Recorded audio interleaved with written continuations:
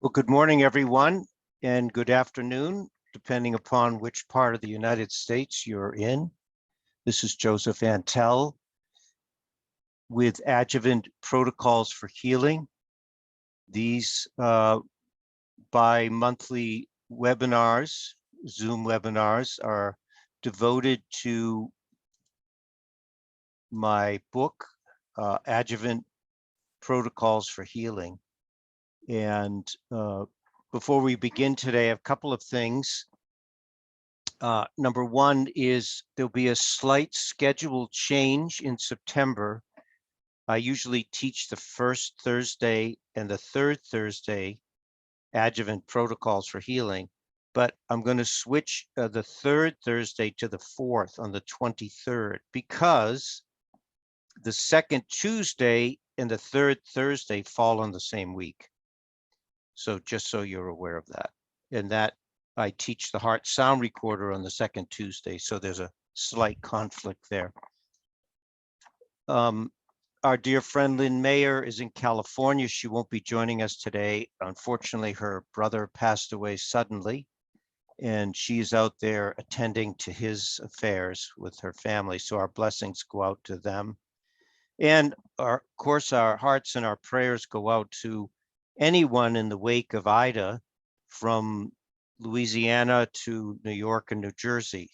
There's been a lot going on with that, and affecting people's lives with the weather. So we're aware of our colleagues and our friends and our clients across the US for sure.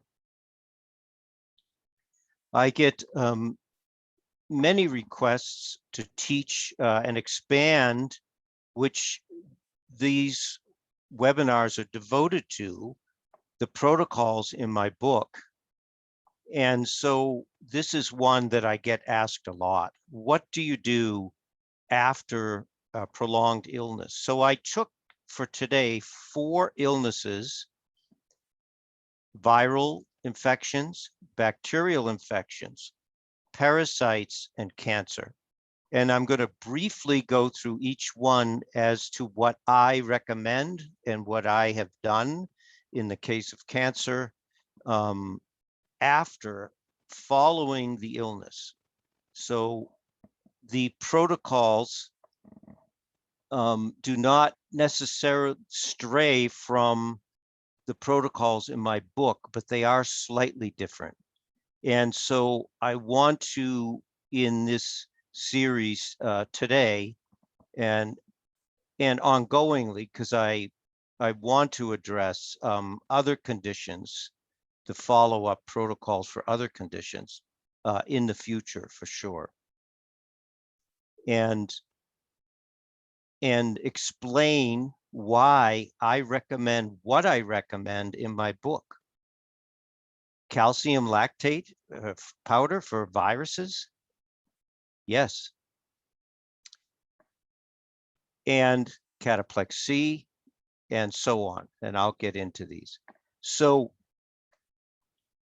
remember that whenever you look at nutritional application, we're not competing with medical science. That's not our role. That's not our job. And it's really not our business. We're not competing with medical science at all. We are reestablishing a balance through our primary modality, and providing nutrients that reestablishes balance, revitalizes the reserves at the cellular level using herbs, supplements. But beware of ever trying to compare, as an example, an herb with a medication. That is not what we do. That is not accurate. And so if an herb relates to a particular condition, that can be applied, but not to take the place of. Medical science and their therapies, their medicines, their drugs, their procedures need to be respected. We have to work with medical science, not against. And so obviously the emphasis being on replenishing those reserves at the cellular level. Nature heals the body, and the body knows how to heal if nature can play her active part in the body systems. And so just some thoughts on that for sure.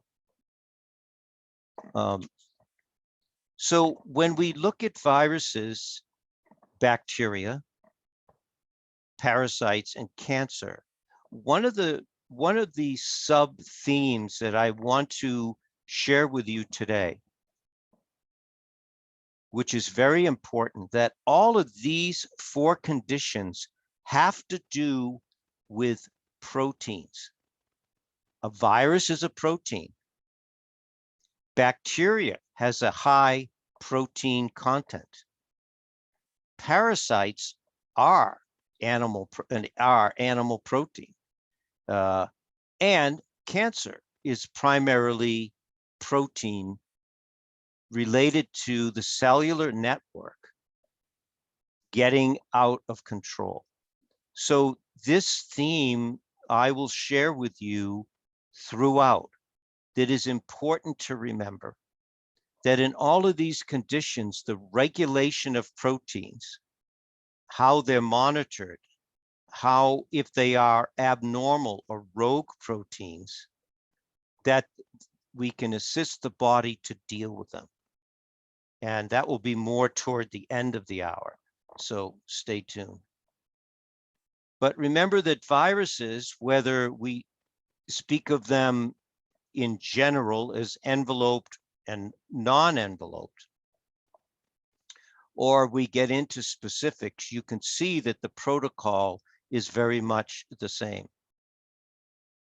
I recommend in these recovery cycles that the person takes 3 months with these particular supplements that I'm going to share with you, and my reasons why.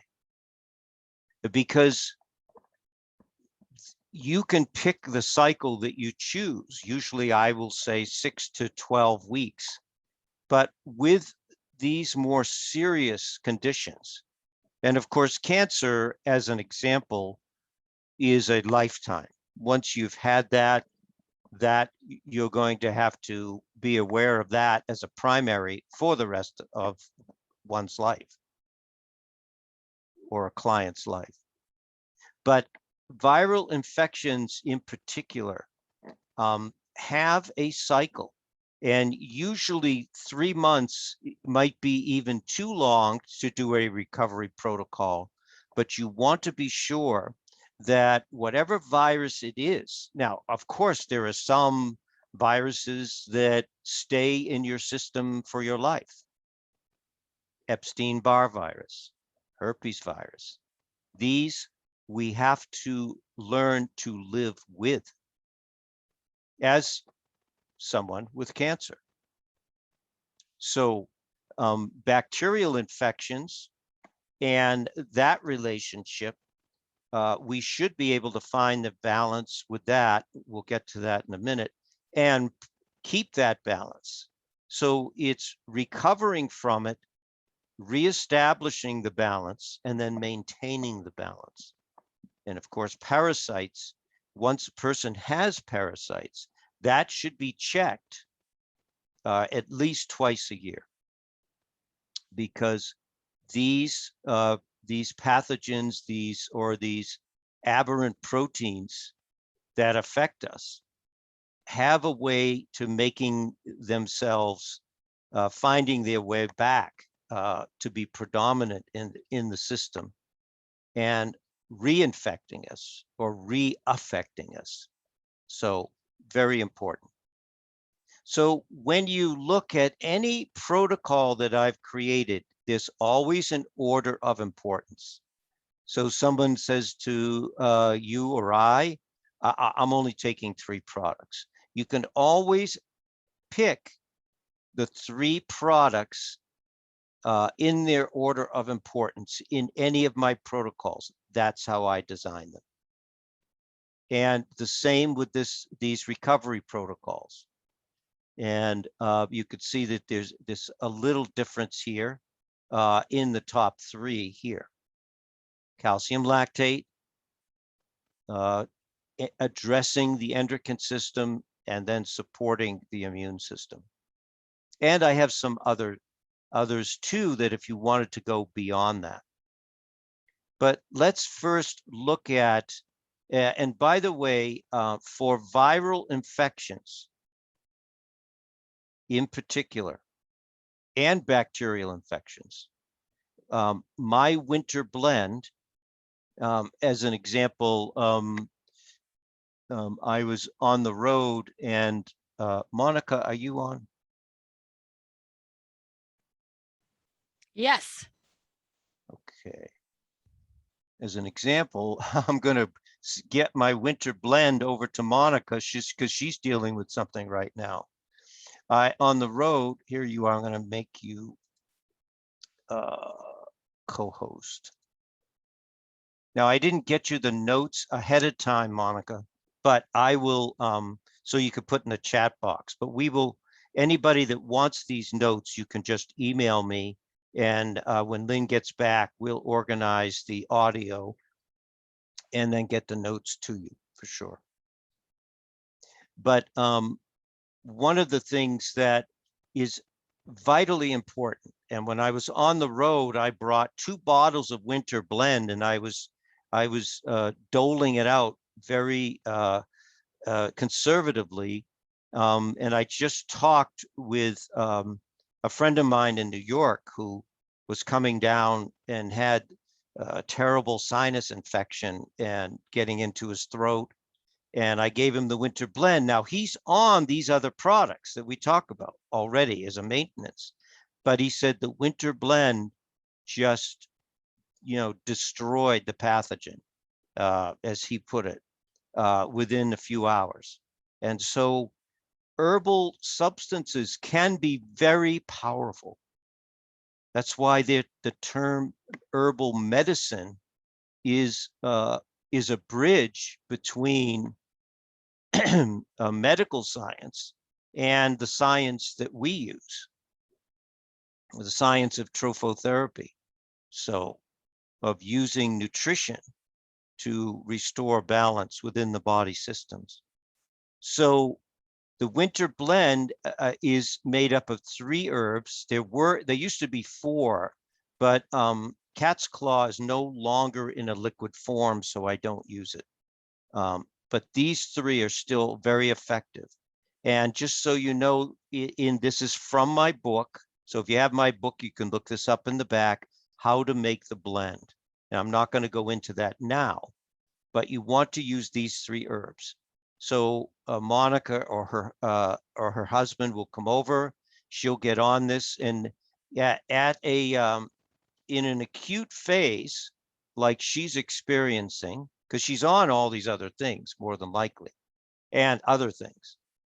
But in the acute phase, you want to take a tablespoon, not just in the PM, but in the AM as well, until the acute phase. This is the follow-up phase or the recovery phase of a condition. So let's get into the some of the things that I feel are, and I have not just feel, that I have come to know to be the most significant.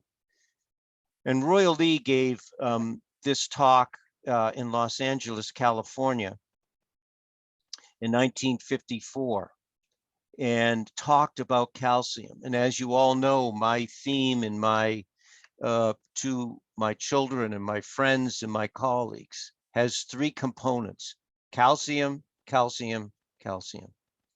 And if you get to know really how important calcium is related to pathogens, it will change your life. It will change your practice. Now, I've just had family members that have gone through some really traumatic times with viruses.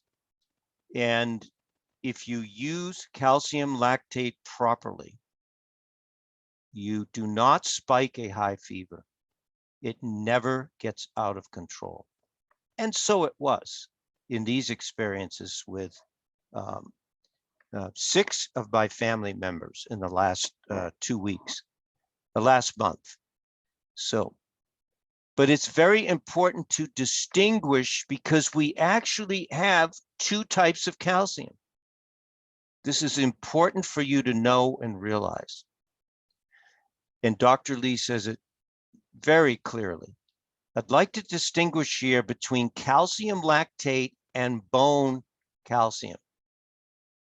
So Monica, I'm just going to mute everyone out and you can unmute yourself again if you need to. It cannot be, bone calcium is calcium phosphate. So remember, you have calcium bicarbonate and calcium phosphate.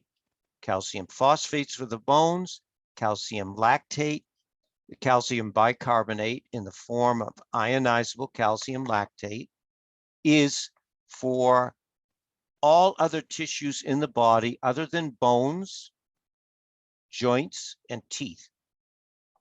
So they're very distinct, and to use them effectively in a clinical way, you have to understand why why nature made them the way nature made them.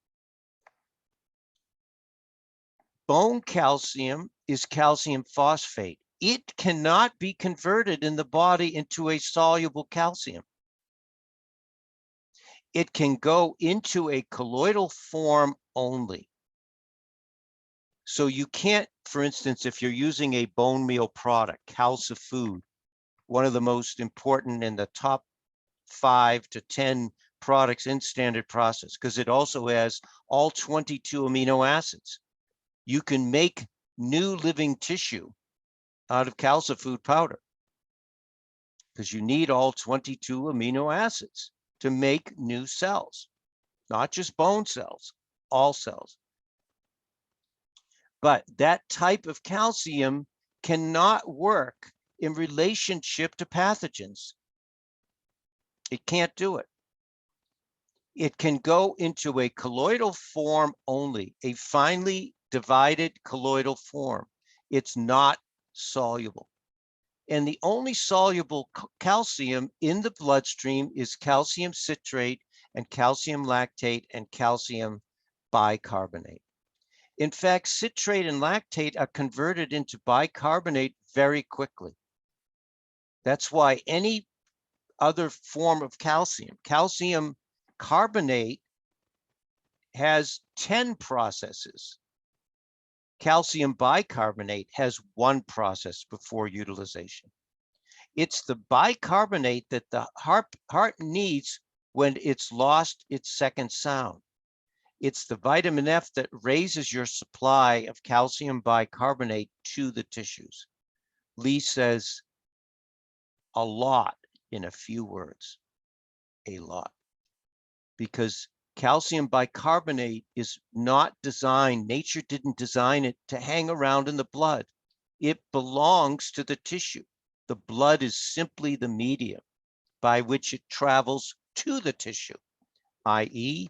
the heart, the lungs, the kidneys, wherever it is needed, especially in the wake of a pathogen, virus, or a bacteria in particular, cancer as well. So whenever you need calcium for preventing virus disease, that includes warts, polio. Remember, this is 1954. Includes a lot of things. Your main weapon there is calcium. Wow. How simple, yet how profound. And I want to bring this point out also. Any child that lacks that soluble calcium, and I call my grandchildren every day when they were sick, and they always said, "Poppy, I took my calcium." They know what I was going to ask them when I asked them, how are they doing? They know. And the fevers stayed under control. Any child that lacks soluble calcium, calcium bicarbonate, ionizable, has to be ionized. Otherwise, it's combined with a protein if it's not ionized, and it's not usable. And it's a struggle for the body to make it usable. Is going to be susceptible to any disease that involves fever. In fact, he or she will develop a fever from the calcium deficiency alone in many cases. Absolutely. When you've got a youngster that's running a temperature, and maybe it's just a degree or two above normal and wanders up and down, whether it's the infant or anybody else, it's calcium deficiency.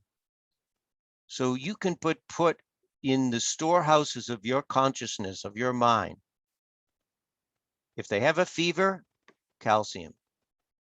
It's strange that these are also associated with viral diseases and bacterial diseases that cause fever.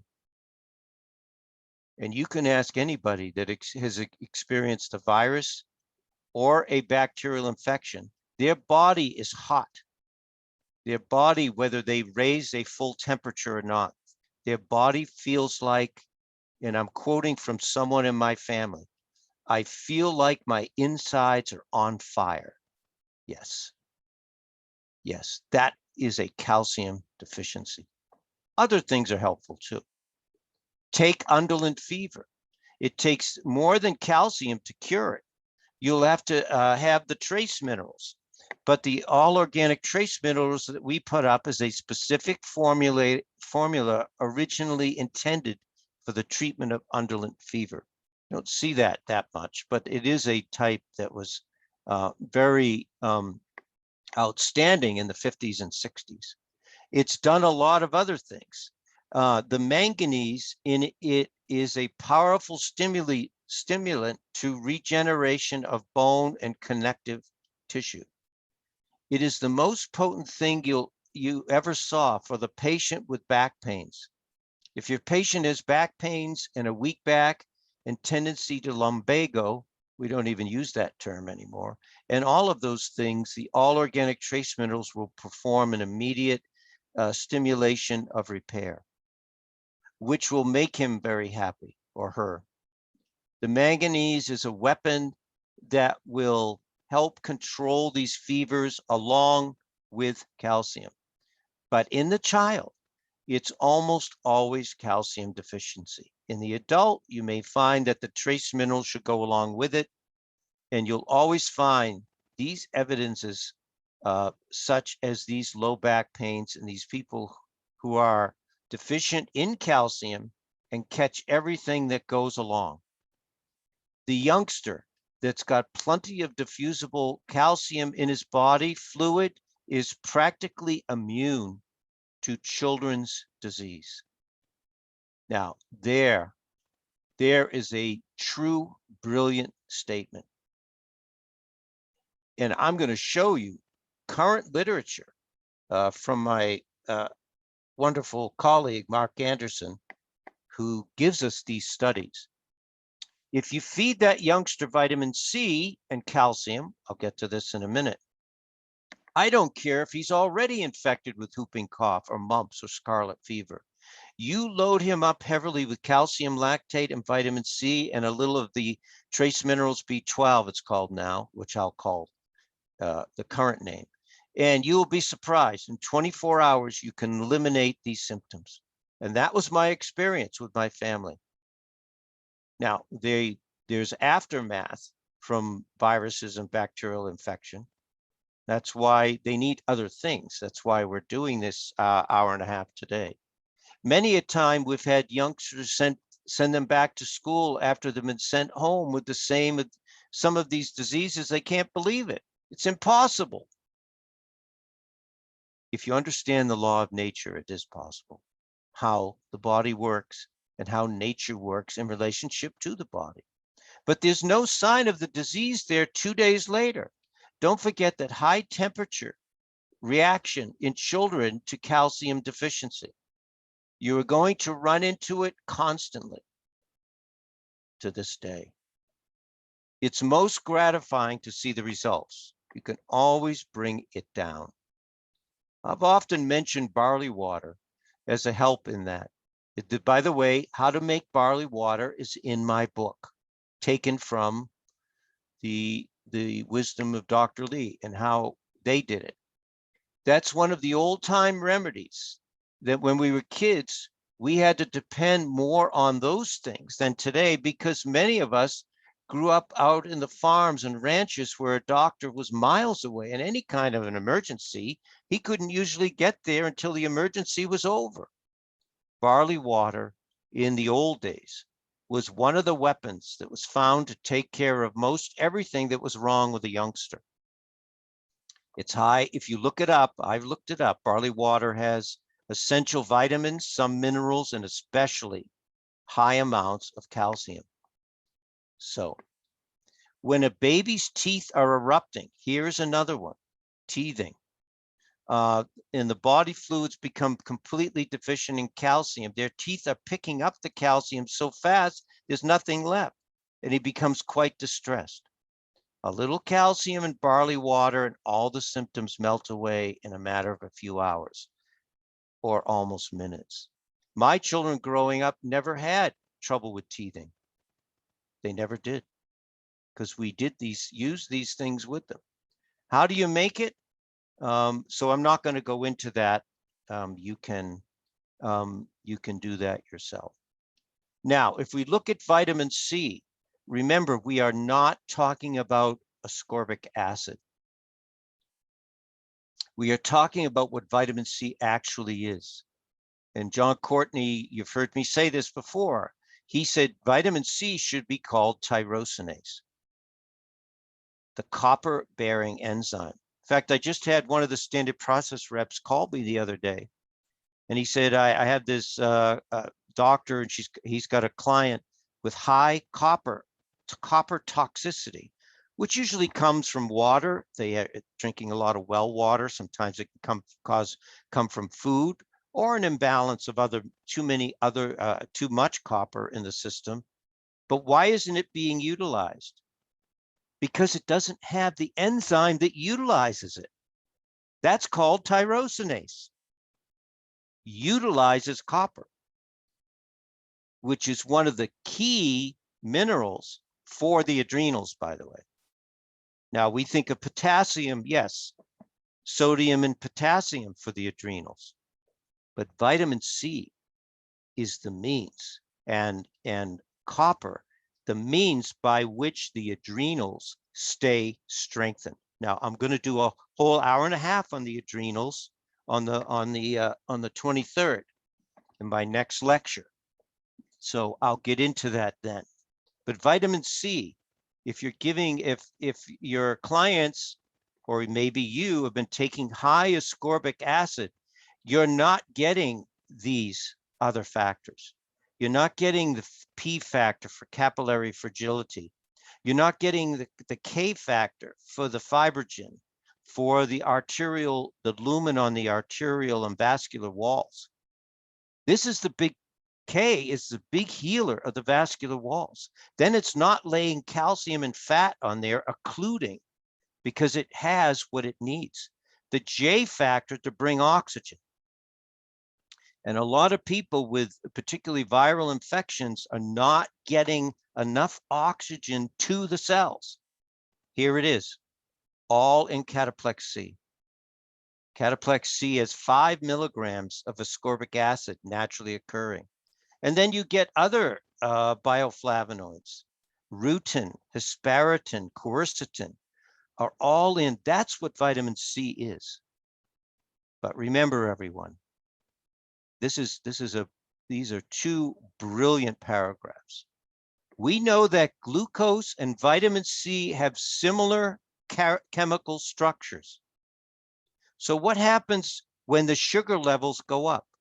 They compete with one another upon entering the cell. And the thing that mediates the entry of glucose into the cell is the same thing that mediates the entry of vitamin C into the cells. If you have too much sugar, you don't have the weaponry of the vitamin C. You don't have the poison tip of the spear that penetrates the pathogen and kills it. You don't have it because the cell is taken up with something that's a very similar chemical structure, glucose. So people have to make their choices. If there is more glucose around, there is going to be less vitamin C allowed into the cell. It doesn't take much. A blood sugar value of 120 reduces the phagocytic index by 75%. In other words, if you have too much sugar, or your clients, your family, your immune system is hardly functioning for at least 5 hours. So when you eat sugar, think of your immune system slowing down to a crawl. Here's another. In adults, cell-mediated immunity is significantly depressed after sugar ingestion. A 100-gram portion of sugar can significantly reduce the capacity of the white cells to engulf bacteria. Maximum immune suppression occurs 1 to 2 hours after ingestion and remains suppressed up to 5 hours. I apologize. I said 5 hours. It's 7 hours. Take the whole day. No immune system after feeding. In other words, drinking a soft drink or eating a candy bar can practically knock out your immune system for 5 hours, 7 hours. So how significant is vitamin C? Now, in my protocol, if we could just go back there for a second, what do I say about I have that in the bacterial one, the amount of cataplex C. So you want to be sure that in that dosing for a virus or a bacteria, as a follow-up, as a maintenance after, is about 3 twice a day. So let's move on to calcium. Now, you can go, I'm going to go through these quickly. During fevers, infection, acute inflammation, et cetera, in order for the white blood cells to function efficiently, ionized calcium must be abundantly available. You can't take 3 calcium lactate tablets. You've got to take a half a tablespoon twice a day. I think in my follow-up, I recommend a tablespoon before bed.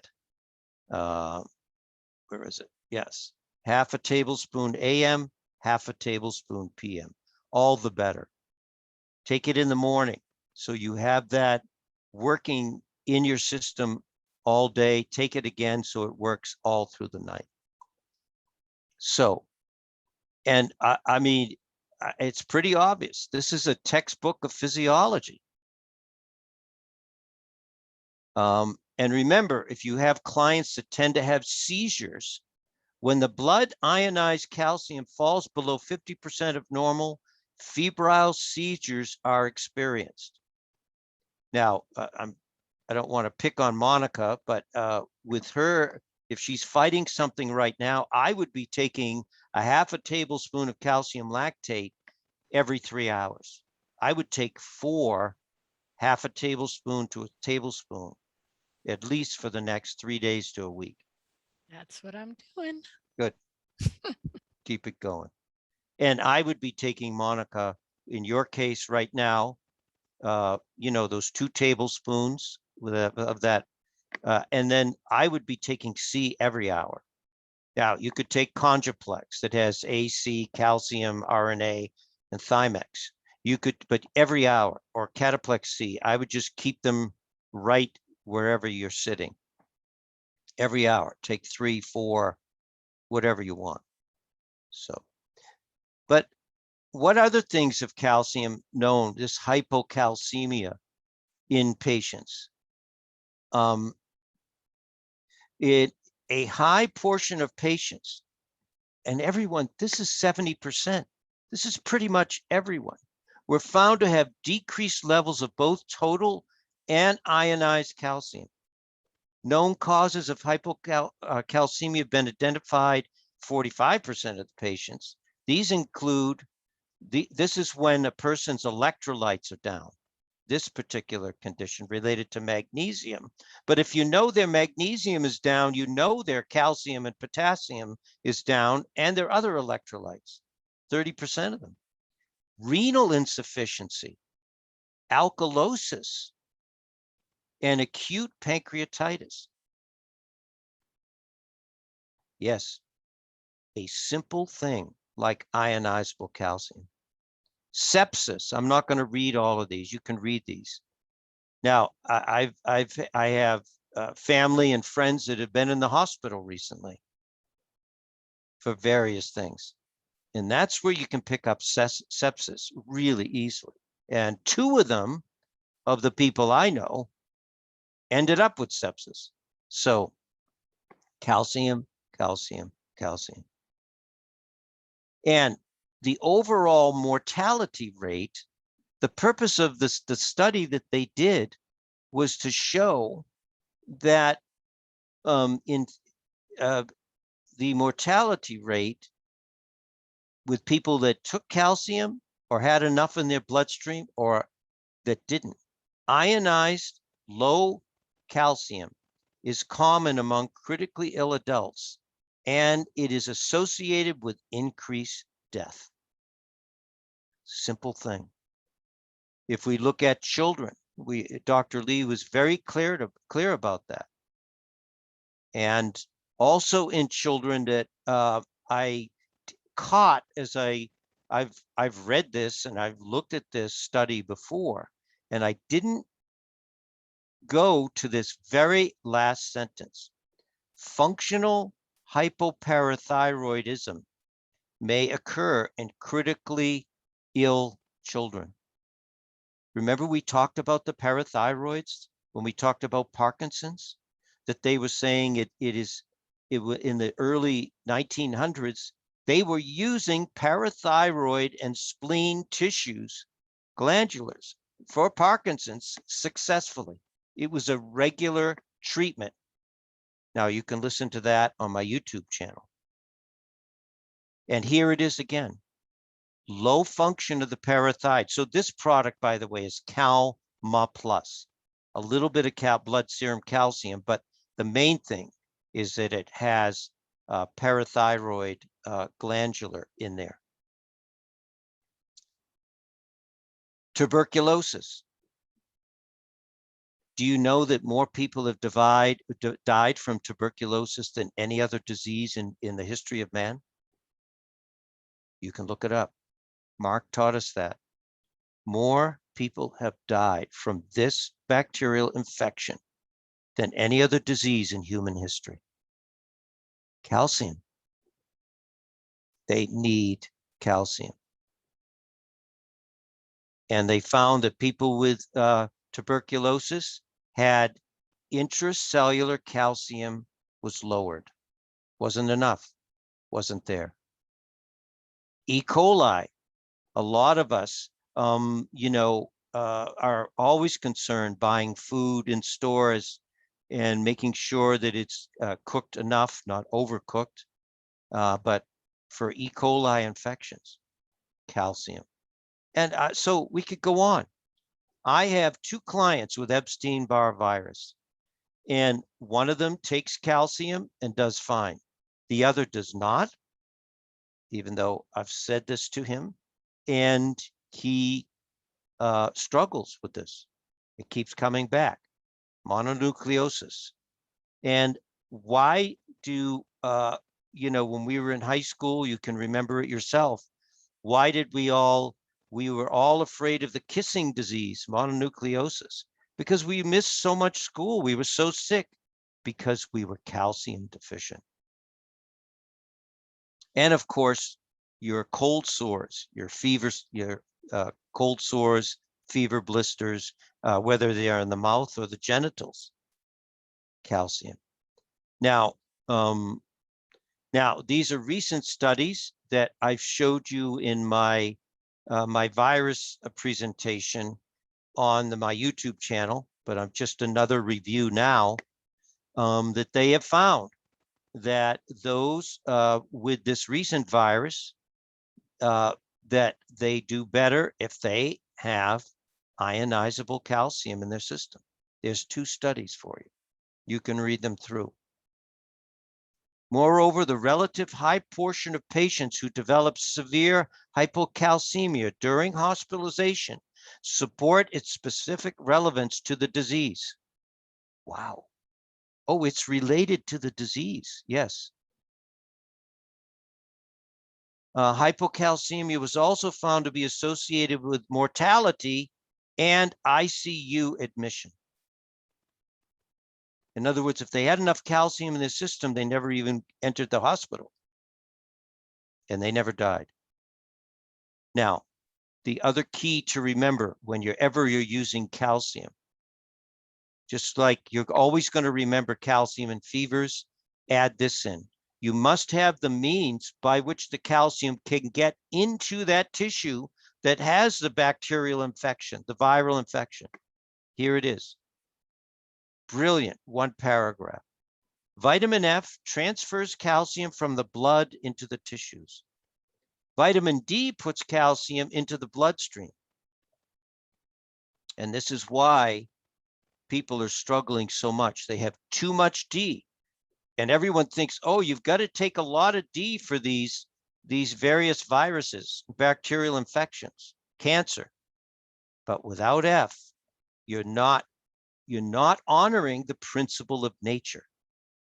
Yes, some D is needed, not the amounts that they're talking about. And I have a study on that if you want it in Harvard that Mark gave us, that the amounts they're recommending are not accurate. They're too high. But the vitamin F, it's fine that you've got D and it's putting the calcium into the bloodstream. Good. Okay. It's taking it from the food, from the gut, getting it into the bloodstream. Good. Now you've got to finish the job. You have to get the UPS guy, to bring the package to the house. Vitamin F transfers calcium from the blood into the tissues. Vitamin D puts calcium into the bloodstream. So if you get too much D, it locks up the calcium in the blood and can't go into the tissues, and you're in a bad way. He talks about sunstroke. Vitamin F reverses that trend, acts as an antidote for the D, diffusing the calcium again into the tissues. Which is, I'm sure they didn't get that on the recording. But as I've taught you, and of course, I learned this from my mother and Dr. Lee, we were on cod liver oil because cod liver oil has D, A, and F all in it.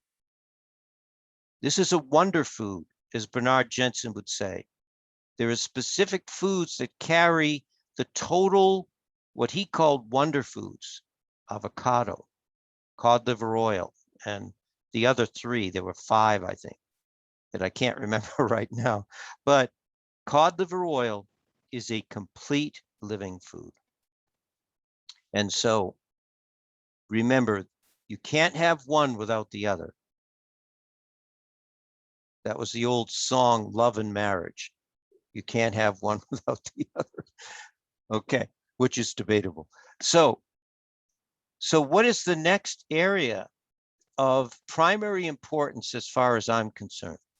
And that which my great love and respect for the endocrine system. Well, how does this relate to the immune system? Well, I'm going to show you. I'm going to show you what they were telling us and teaching us back in the early 1900s. And Henry Harrower, Dr. Henry Harrower, MD, wrote his book in 1932, Practical Endocrinology, and that's what this is taken out of. You can get this through Saline River Press. You should all have this book. You cannot pick up this book and not learn, open a page and not learn something. Here it is. Immunity depends upon the endocrines. Do I need to read more? Well, we will, but that's all you need to know. Special resistance to disease and unusual susceptibility to it are opposite manifestations of the endocrine resilience.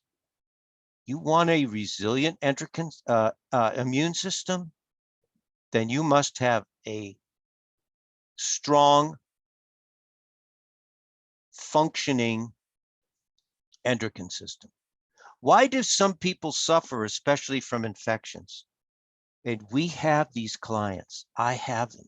No sooner is one siege of whatever over than something else gets them down. Why do some children catch everything that comes along? Measles, chickenpox, whooping cough, scarlet fever, etc. Those were the diseases of that day, while others demonstrate an unusual immunity to such infections or infectious diseases. It is largely a matter of the endocrine background. There is a plethora of evidence that the body is supplied with certain autoprotective substances. Those are called hormones, everyone. They knew this. They have known it. But who gives endocrine support? Well, we do. Dr. Lee mentioned trace minerals B12. That has the mineral for all 7 endocrine glands contained within it. Not just manganese, as he was talking about. But the identity of these substances has remained as a great a mystery at their source. Well, they know more now. They just didn't know enough then.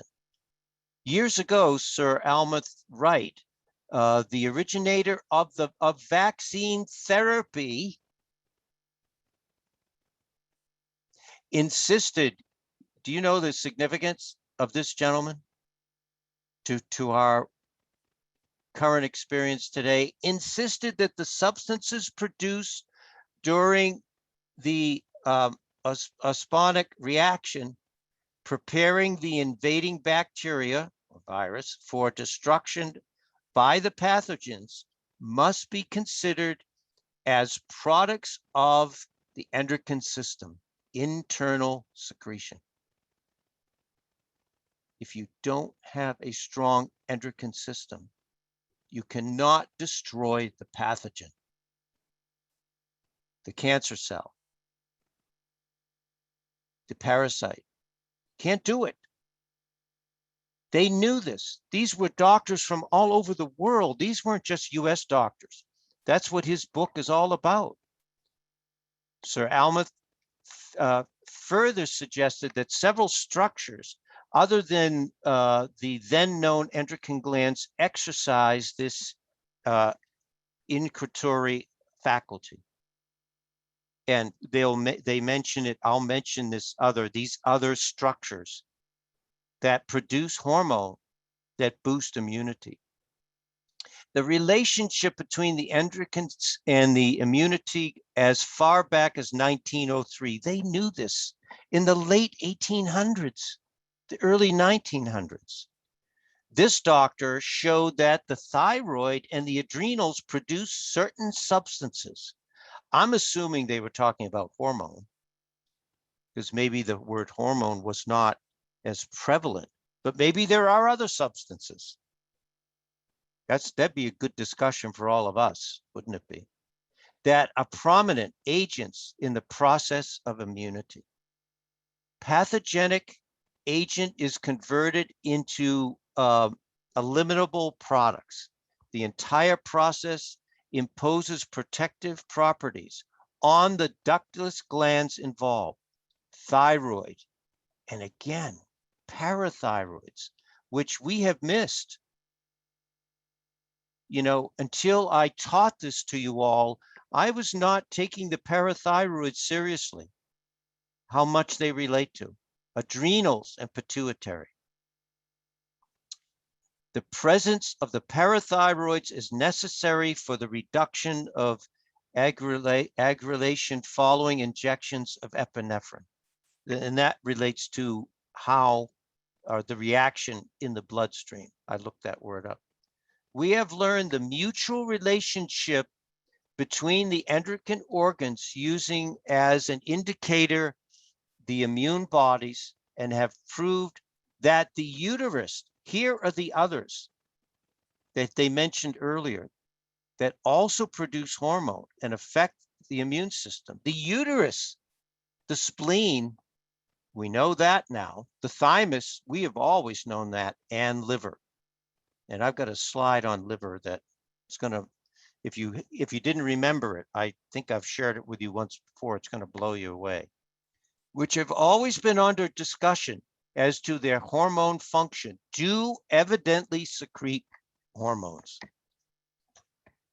Iodine in the thyroid. Well, iodine here is the great purifier of the blood. I had a practitioner call me the other day. I haven't called him back yet, yesterday. He's got a client, didn't want, one of our products had a small amount of iodine. She goes, oh, I can't take that. And she's sick all the time. Because she does not have a disinfectant for her blood, which is iodine. All the blood in the body goes through the thyroid every, what is it? Every 7 hours. And if there's enough iodine, that blood is being bathed in a disinfectant. That's part of what iodine does. 2/3 of the thyroid by dry weight is iodine. There is evidently some connection between the thyroid intervention and the immunizing response and its iodine content. This is especially, remember everyone, this is early 1900s. How come we didn't know that when we went to school? This is especially interesting for it opens the way to the use of iodine in prophylactic remedy as a preventative. Yes. I guess we missed that one, huh? We didn't. Medical science did. This doctor and his co-workers showed that iodine deficiency causes an epithelial hyperplasia of the thyroid. So it increases the function, it stimulates thyroid function is all they're saying. These deficiency changes and those that are found in goiter or nodules in the thyroid. So this doctor found that certain infections in various parts of the body bring about a series of changes essentially similar to those previously shown by this Dr. Marine to be produced by iodine deficiency, showing that the basal metabolic rate is lowered in fulminating infections. And you will see that as most people, when they get a fever from a viral infection, or they get an inner fever from a bacterial infection or cancer, or even a parasite, as I'm discussing today, that their body will get hot, then it gets very cold. And here is this connection with the thyroid and iodine. They have developed a toxic they did some experiments. They developed a toxic containing 4 organisms which injected into dogs, causing changes in virtually 100% of the experimental animals that have not previously been given iodine. In other words, all the dogs that got sick were the ones that did not receive the iodine. 100% got sick. In the experimental work on animals, has been found that the removal of the pancreas, here is another endocrine connection, in one step is almost invariable fatal.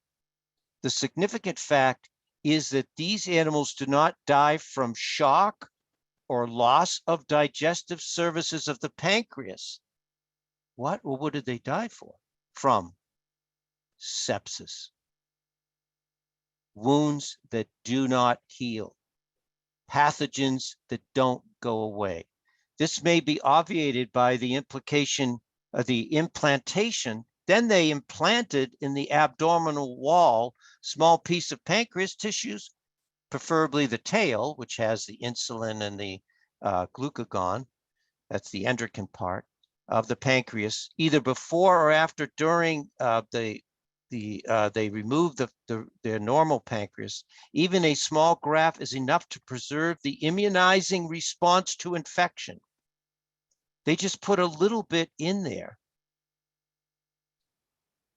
or I guess another pancreas, and they didn't get the infections. This seems to afford the best kind of evidence of relationship between internal secretions of the pancreas and the power to overcome bacterial invasion. And I think I've made my point. If you don't have a strong endocrine system, you are not going to cope. Your clients aren't going to cope, not with what we've been dealing with all along and even more recently.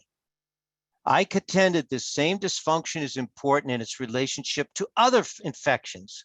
Oh, what else does a strong endocrine system help with? Acne, sinuses. If you've ever worked with someone with sinus condition, they're horrible. They never go away. Weak endocrine system. In other words, dysoverianism predisposes to infections. Here are the part the ovaries play, and immunizing forces of the body as manifested in susceptibility to the common cold. If you don't have, as women don't have good ovarian function, they tend to get more colds. I claim that acute infection diseases that occur in girls, this young women just before puberty, place so much additional stress on the thyroid, which at the time is occupied with the pituitary in the vital duty of initiating and establishing the ovarian functions, that it frequently has to enlarge itself. We're almost done. TB, we already talked about that in relationship to calcium. The response to associated toxemia and a capacity of the body to put an effective fight against this plague, remember, it's killed more people in human history than any other condition, are dependent in a large degree upon glands of internal secretion. Iodine therapy he made a product. He actually made a product similar to Lee's Simplex F with thyroid and ovary. And Lee has that, which I'll show you in a minute. Actually remedied as well as prevent in conditions of lowered immunity in girls and women. In less degree, the same applies to men, especially those who easily succumb to cold, sinus trouble, flu, and localized infections.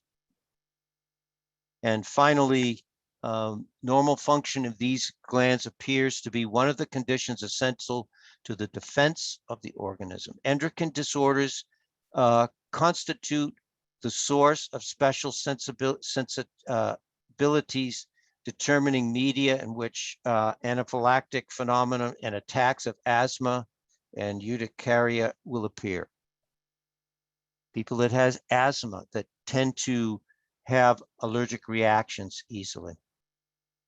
And he goes on to read, and you can read all of this through. It's a fascinating read. He relates this back to the adrenal glands, which I'll discuss with you in a few weeks. And he ties, as a final thought, he ties this into the weakened adrenal glands, which again goes back to that vitamin C. Remember, the human body is the only animal body that does not make its own vitamin C. We got to have it for the adrenals. And for people, this asthenia is this predominant weakness where people cannot recover. It's a vitamin C issue and lack of adrenal support. So So this was a great article. I'm not going to read it all, but I just wanted to read this one section.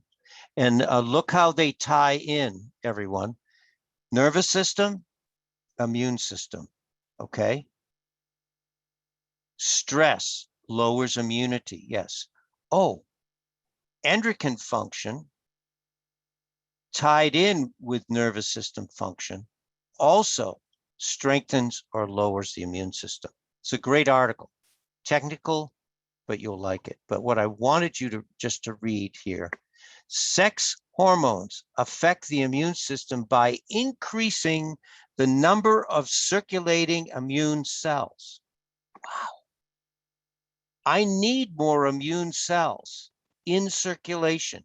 Sex hormones either affect proliferation or apoptosis, the actual destruction of these pathogens, of the cells, or induce production of new cells from the bone marrow.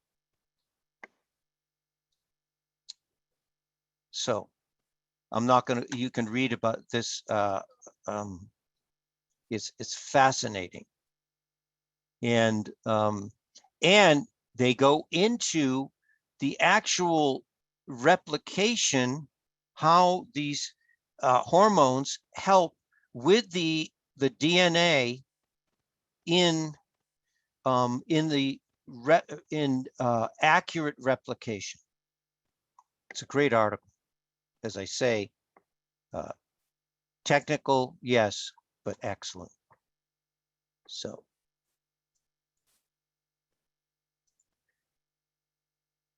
now, standard process, having said, getting back to my protocol, when you're recovering from a viral infection or bacterial infection, you have to be sure that you are supporting the endocrine system.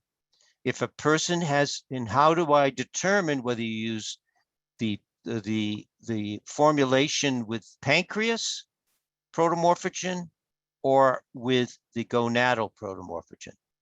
Very simple. If a person has a history of blood sugar issues, high or low, use this.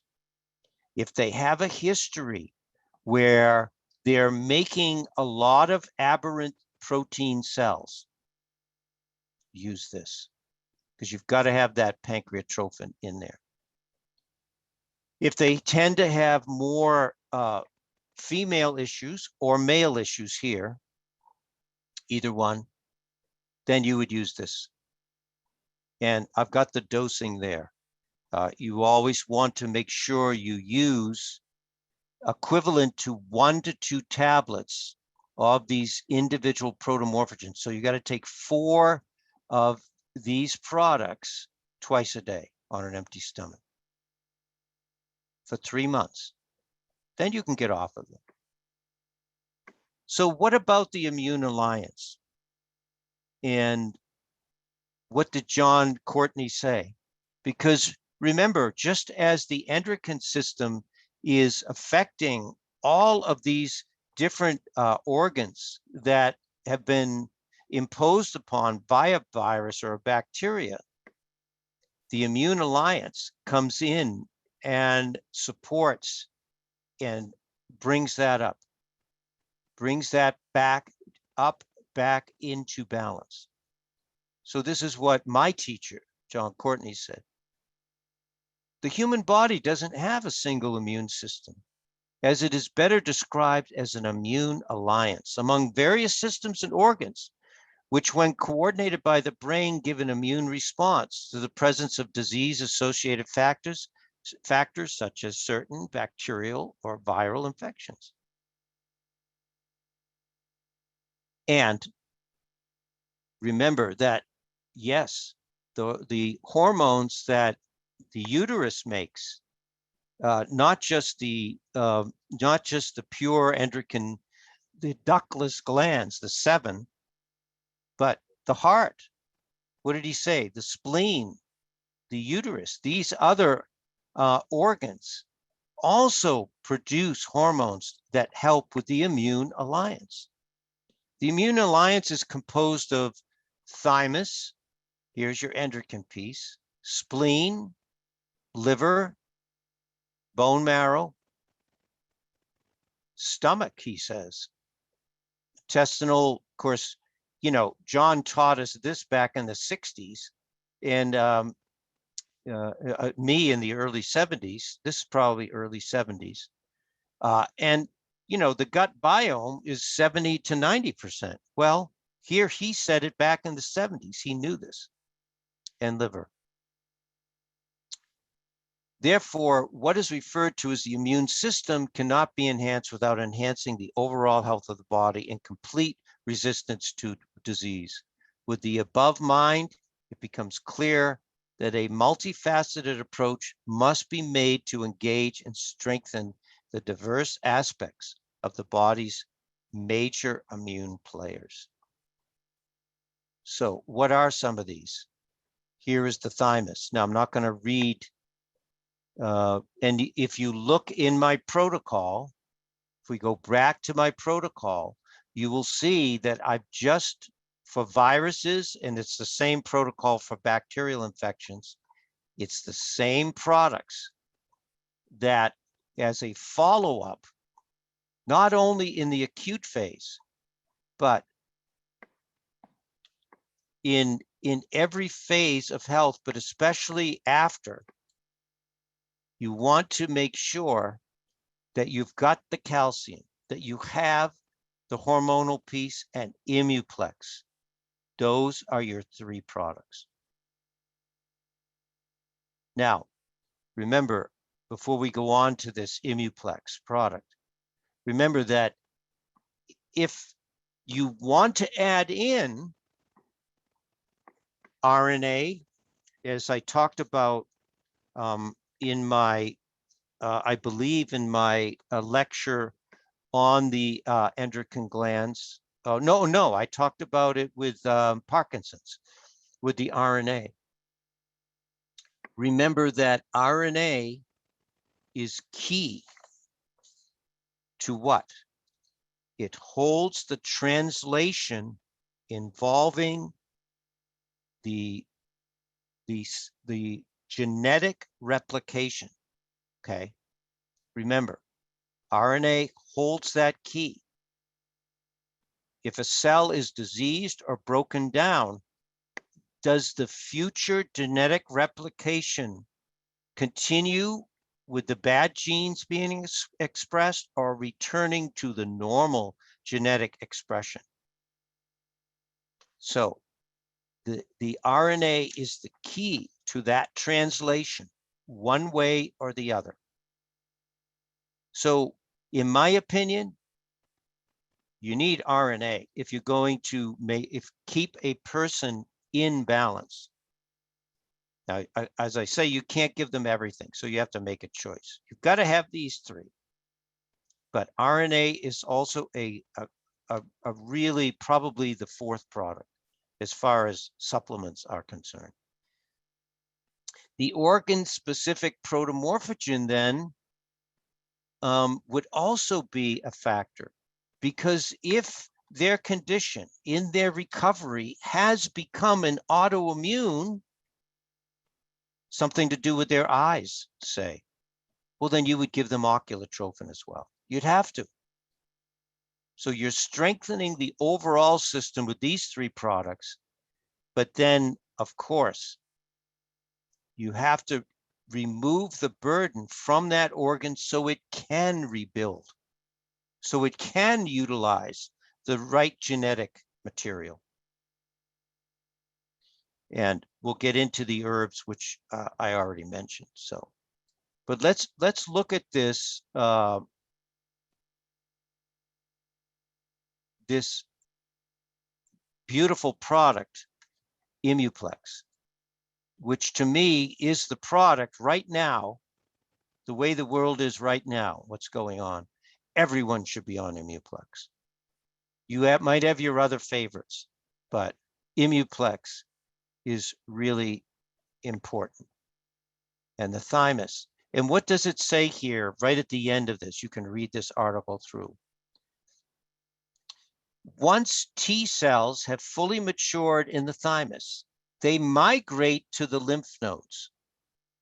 Now, this is what their idea is. As you get older, the thymus loses a lot of its vitality, turns to a bunch of fat. We know that's not true. So where does the potency through this gland go? Into the lymphatic system. So, and it says the group of immune system cells, yeah, throughout the body. Remember, don't forget about the lymphatic system as far as being immune cells, once again. Throughout the body where they aid the immune system in fighting disease. However, some lymphocytes, regardless if they reside in the lymph nodes or thymus, can develop into cancers known as Hodgkin's disease and non-Hodgkin's lymphoma. Why does that happen?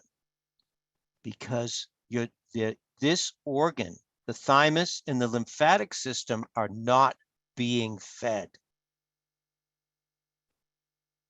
It's breaking down too quickly. So this is where thymus PMG comes in, which is in Imuplex and Thymex, both the functional and the rebuilding part of those supplements. Thus, the thymus gland is only active until puberty. I don't agree with that. Its double duty function as an endocrine or lymphatic gland plays a significant role in your long-term health. In other words, your whole life, it does play a part. So that's in Imuplex. What else? The liver. Now, this is what I said, that this is going to blow your mind. The liver is a key frontline immune tissue, ideally positioned to detect pathogens entering the body via the gut. Did you know that?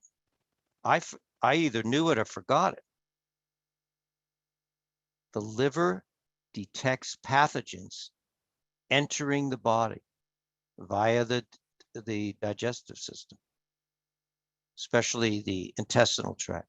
The liver appears designed to detect, capture, and clear bacteria, viruses, and macromolecules containing the largest collection of phagocytic cells in the body.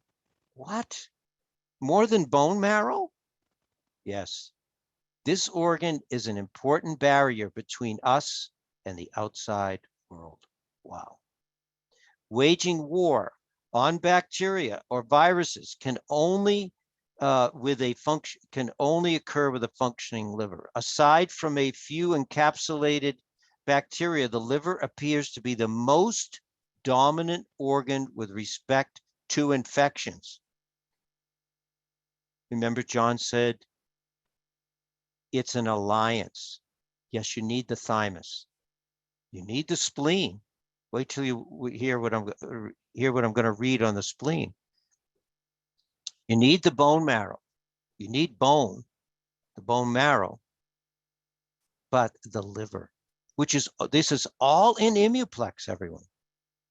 All the support for liver function is in Imuplex. It's a great product.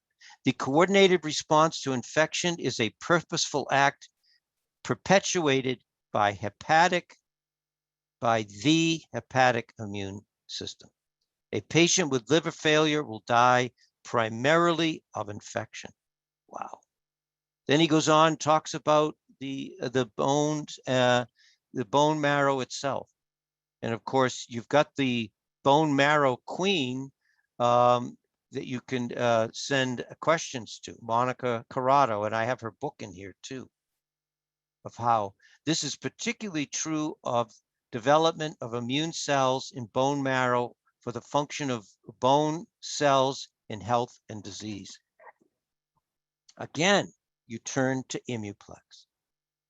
The spleen is the main filter for blood-borne pathogens and antigens. So you've got the detector in the liver. Now you have the filter. Oh, you're going to get through, but you're not. This pathogen, this antigen isn't getting through. as well as a key organ. Get this, everyone. Write this down if you're distracted. The key organ for iron metabolism. Do you know how many calls I get about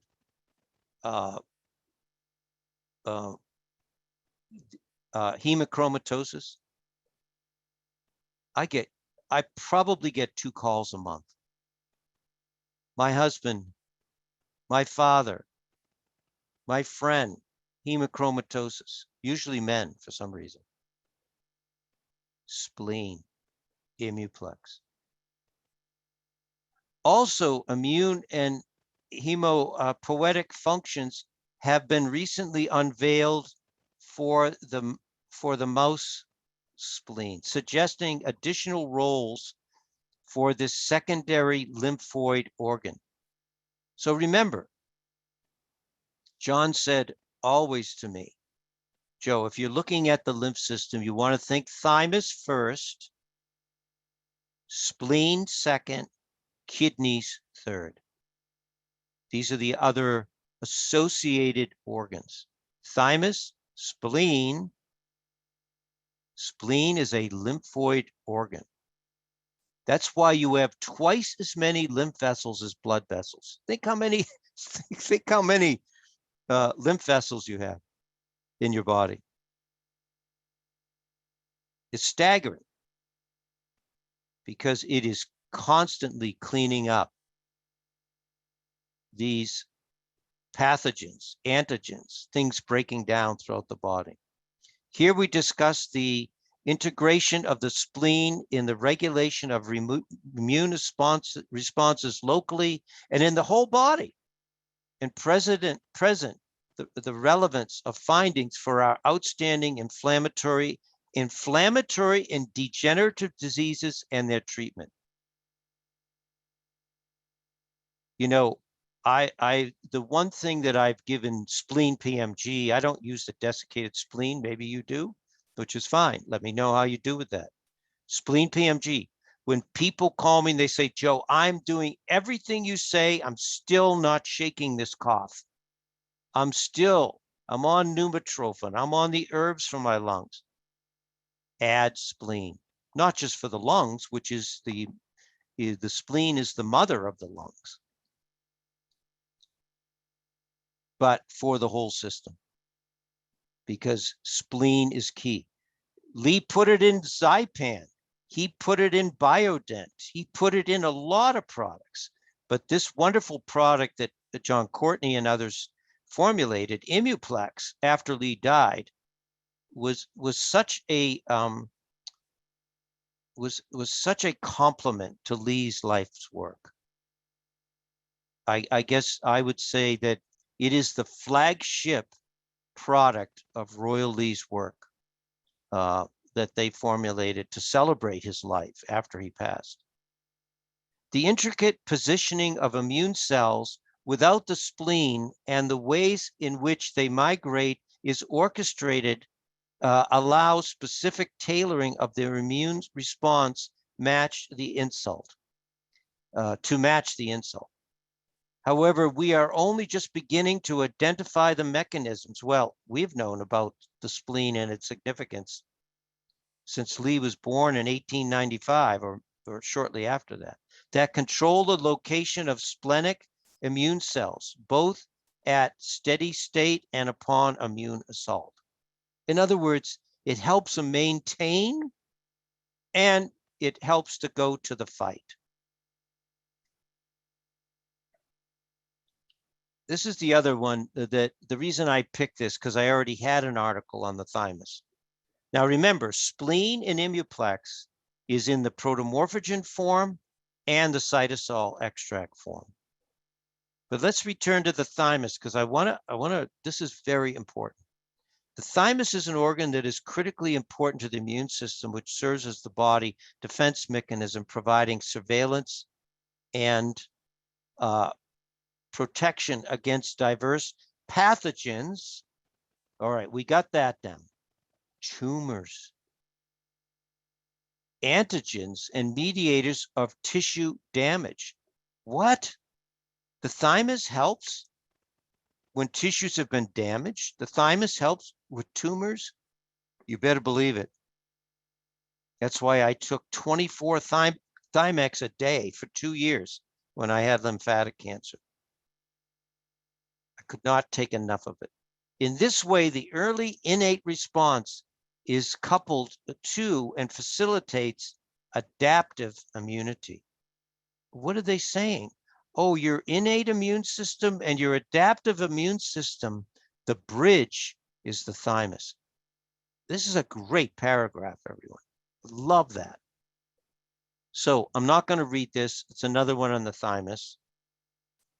But this all ties in. This thymus PMG and Thymex in Imuplex. That's why that's the third product in the recovery program.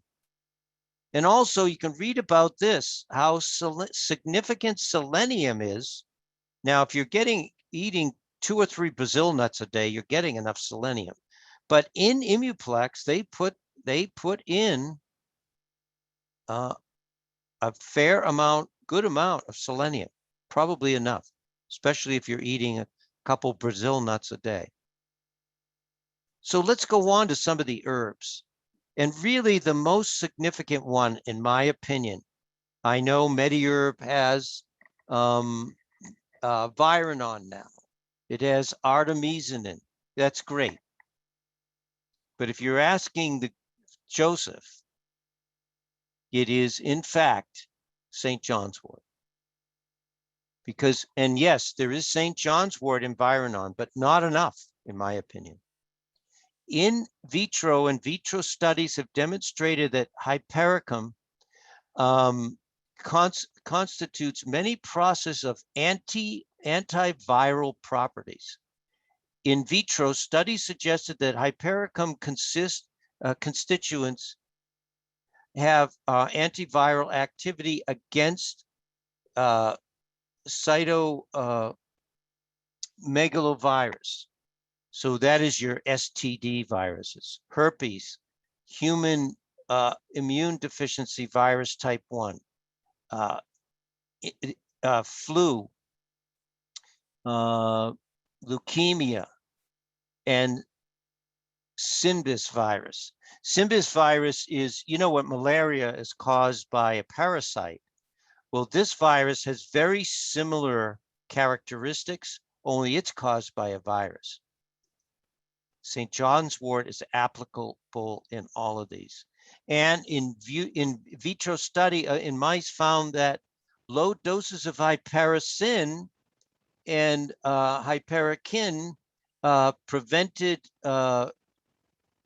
these types of viral diseases. Why? Because a virus, most viruses have an envelope around them. This is one reason. And St. John's wort doesn't kill the virus. It strips away that protein/fat coating that disguises the virus, that helps it to live and makes it vulnerable to the power of the immune system. So remember that what St. John's wort actually does. And it does more too. Studies indicate that hypericin, one of the active components of St. John's wort, inhibits, get this everyone, inhibits the capability of the offspring of certain viruses to replicate. This is why, yes, I recommend artemisinin. Yes, I recommend Viranon. But if you don't get enough St. John's wort, you're not going to get the clinical value and significance of St. John's wort unless you take enough. Additionally, it's found that hypericin is also appeared to directly inactivate the replication process of certain viruses that previously had the capability. Shuts them off. It makes them so vulnerable they just die. Viruses studied include human HIV, herpes, and you can read Epstein-Barr, influenza A and B.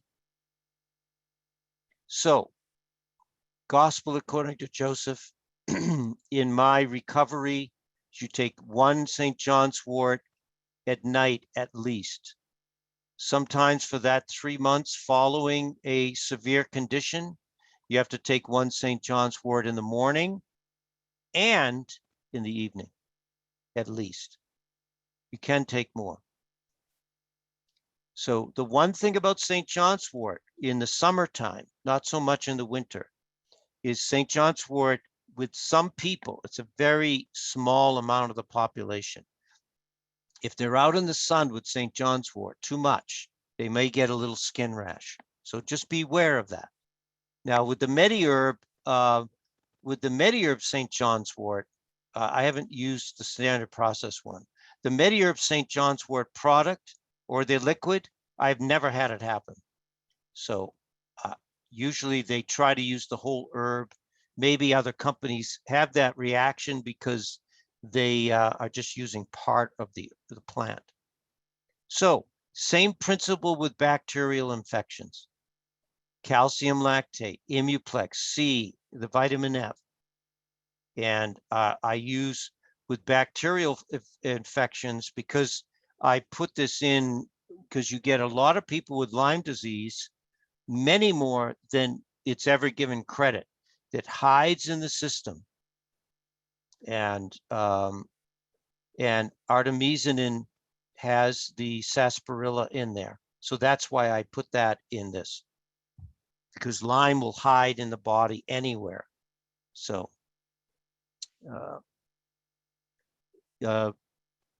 you think the current situation with viruses right now, you think that's bad? Lyme disease in people, they never get well. And the sarsaparilla that is in this product, I'm not talking about Lyme disease today, but it is a spiral, bacterial spirochete. This is a great product for it. Then, of course, supporting the system with lactic acid yeast, with bacterial infections, and then Zypan. So here is my bacterial recovery protocol. Again, talked enough about calcium, but then now we're adding in these other products for bacterial infections primarily, is to support the digestion, either lactic acid yeast and/or, I should have put and/or lactans, Zypan, Multizyme. Now remember, I say and/or because some people don't do well on Zypan because of the hydrochloric acid. They get too acid of a stomach. You can use the Multizyme. So I'm not going to go through what each of these products do because of time, but you can read about them. And there is one, remember that when you look at these 4 conditions, viruses, bacteria, parasites, cancer, you're working with proteins in the body that are out of control. They are not normal tissue proteins. They are aberrant. They don't belong in the body. So, and I wanted to read just this article, you can read it all through, about, you know how much I love trypsin and chymotrypsin for any of these proteins. Yes. You mean you can use chymotrypsin and trypsin for viral proteins, for bacterial proteins? Yes, yes. Parasites? Yes. Cancer? Yes. Listen to this. Tissue damage of all types. They didn't say some, all types, such as surgical or accidental injuries. Listen, Wobenzyme made themselves famous by making a trypsin and chymotrypsin product. Now, when you get into cancer, they don't make a powerful enough product. Fractures, burns, stimulates a well-orchestrated physiological process of healing, which ultimately leads to structural and functional restoration of the damaged tissues. Yes, everyone, you need enzymes. to heal the body. You think, oh, well, enzymes break things down. They do. They break down the protein element of these aberrant cells, but they also get rid of damaged proteins as well. The tissue repair process can be broadly divided in, oh, I don't want to read that. Trypsin in oral proteolytic enzyme preparation, which has been in clinical use since the 1960s. Dr. Beard talked about it in 1900.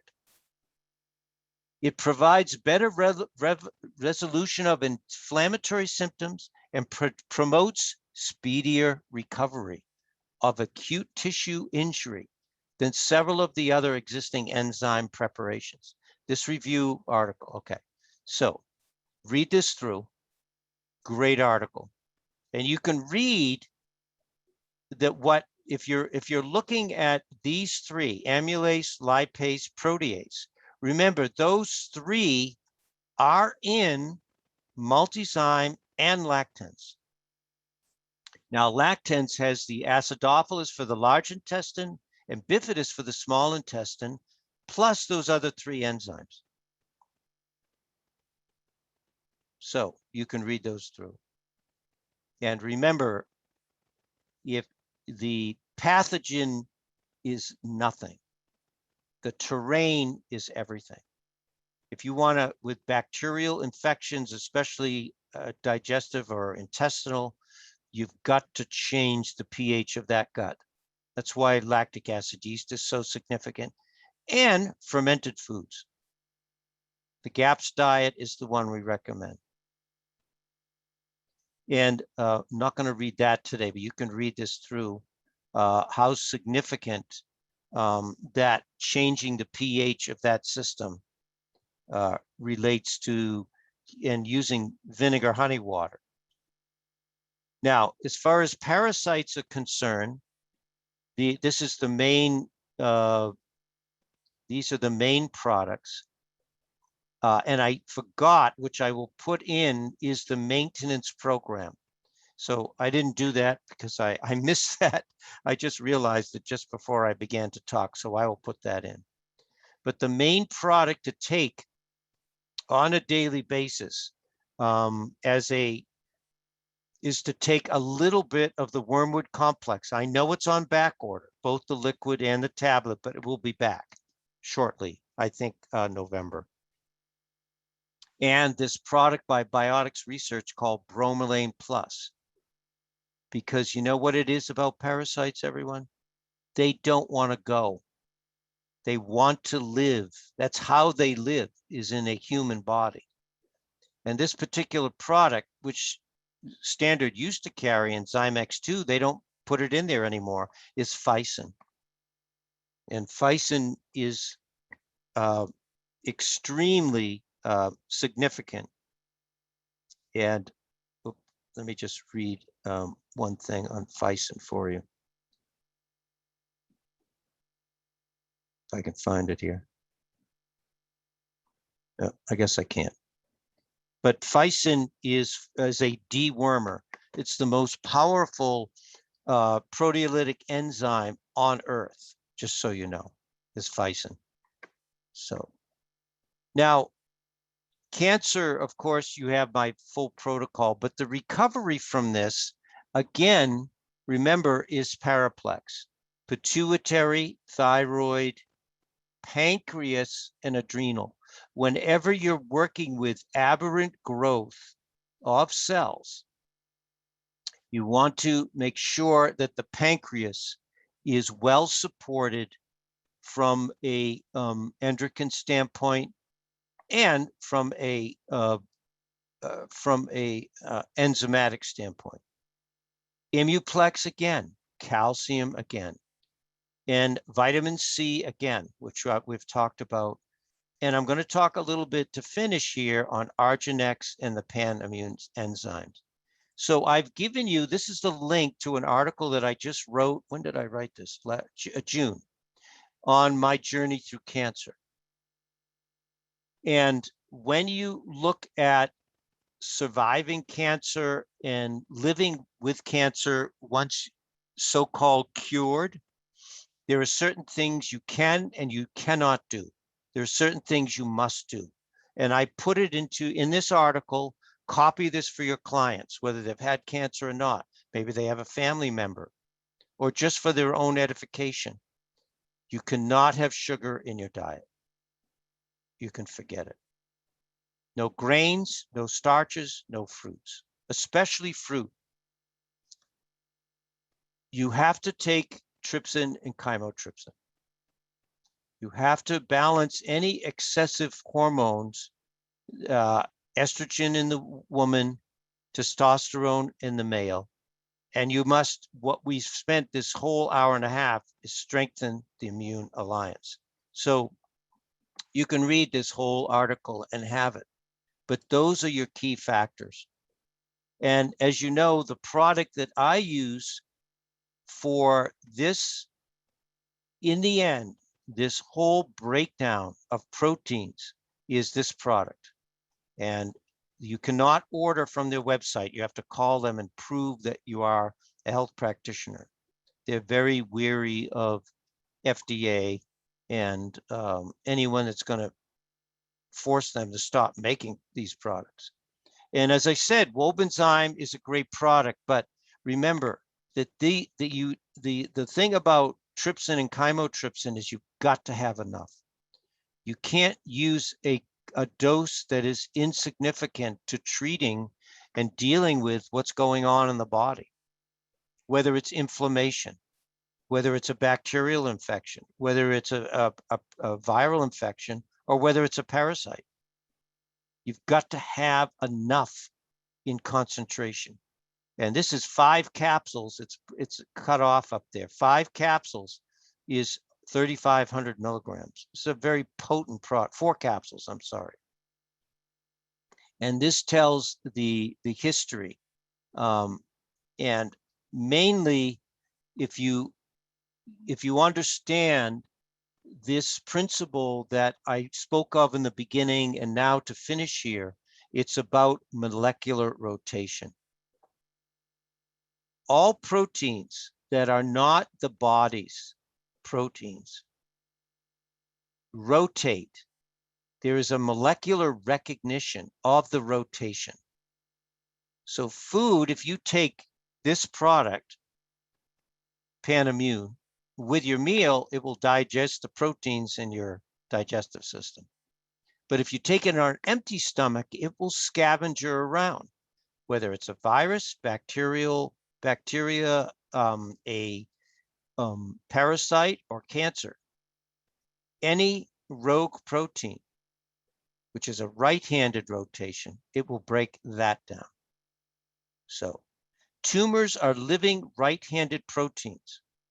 Taking the trypsin and chymotrypsin enzymes on an empty stomach will liquefy these tumors. They will turn these proteins that aren't your body, they aren't your real cells. They won't touch your real cells. They'll turn them to mush, and then the body, and it will break down this enzyme malignant, which the tumor produces and stimulates the tumor growth. But remember, when I say this, we're not just talking about cancer, we're talking about any aberrant tumor, fibrotic tumors, any aberrant protein, viruses, bacteria, parasites. And of course, the hidden one in standard process, because remember, to finish here, this is highly significant. These aberrant proteins have fungal protein tubules. You've seen photos of viruses with these protrusions coming out. That's how they migrate. That's how they attach to normal cells. That's how they get into organs. That's how they corrupt other cells. That's how they colonize. You've got to break down those protein tubules. And there is a substance in Arginex, unbeknownst to me, taught to me by John Courtney, that helps break down. Now, we're not claiming that Arginex cures cancer. We're not saying that. We're saying that these products have inherently within them substances which help the body to rid itself of these unwanted proteins and the unwanted cells that are breaking down or dying. It cleans the system up. And so a little bit over my hour and a half, I'm going to, because I know you guys, it looks like you have a lot of questions. I'm not going to record the question and answer because I'm afraid that some of you are going to ask me questions that I can get into trouble if it ever was recorded and used in any type of legal situation. So hold on 1 second and stop recording. Okay. To be sure yes.